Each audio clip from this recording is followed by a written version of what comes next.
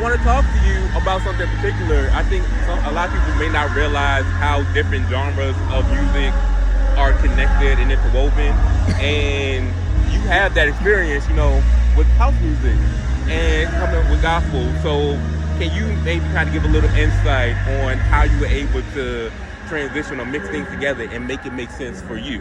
Well, let me just say I was always in church.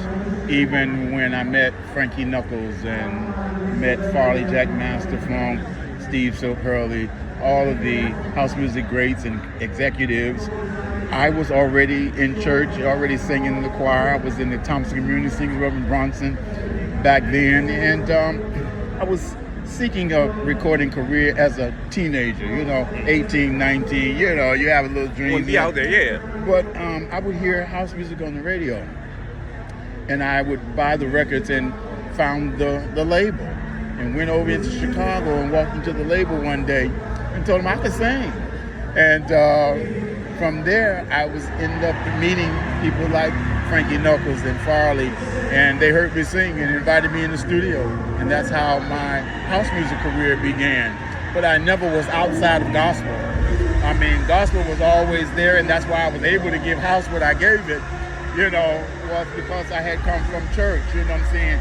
But then I started getting asked by people like Frankie, to do a gospel house song. And he and I and Nesby, a lot of us did a few covers together, and I'm so thankful to have infiltrated gospel and house together.